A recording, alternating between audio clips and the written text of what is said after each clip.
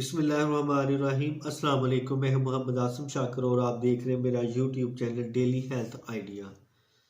طب و نبی کی روشنی میں مندرجہ ذیل چیزوں کی افادیت۔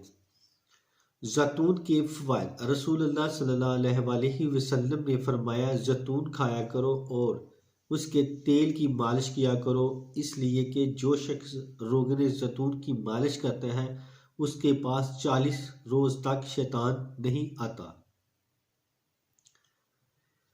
کھجور کے فوائد۔ حدیث نبوی ہے کہ کھجور کھایا کرو۔ کھجور میں سب سے بہتر برنی کھجور ہے کیونکہ یہ پیٹ سے بیماری کو نکالتی ہے اور کھجور میں کوئی بیماری نہیں ہے۔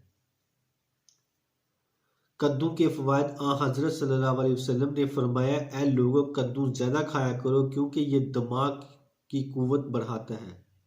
سرید کے فوائد۔ حضرت صلی اللہ علیہ وسلم کو سب سے پسندیدہ اور مرغوب کھانا سرید تھا۔ شوربے میں روٹی بھگونے کو سرید کہا جاتا ہے۔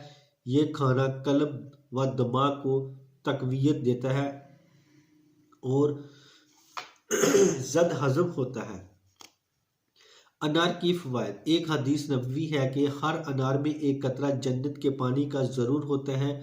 انار خون صاف کرتا ہے، معدے کی اصلاح کرتا ہے، طبیعت نرم کرتا ہے، جگر میں قوت پیدا کرتا ہے، رنگ نکھارتا ہے، دماغ کی طرف بخارات کو چڑھنے سے روکتا ہے۔ انگور کے فوائد۔ رسول اللہ صلی اللہ علیہ وسلم پھلوں میں انگور کو بہت پسند فرماتے تھے۔ حکمت یہ ہے کہ انگور خون صاف کرتا ہے، بدن کو فربا کرتا ہے، گردے پر چربی چڑھاتا ہے۔ چقندر کے فوائد۔ ایک بار رسول اللہ صلی اللہ علیہ وسلم متعدد کے ہاں گئے۔ حضرت علی ان کے ہمراہ تھے۔ اس وقت گھر میں کھجوروں کے گوشے لٹکے ہوئے تھے۔ حضرت صلی اللہ علیہ وسلم نے ان کھجوروں میں سے تناول فرمائے تو حضرت علی بھی کھانے لگے۔ اس پر آپ نے ارشاد فرمایا، اے علی، تم کمزور ہو اس لیے تم نہ کھاؤ۔ دودھ کے فوائد۔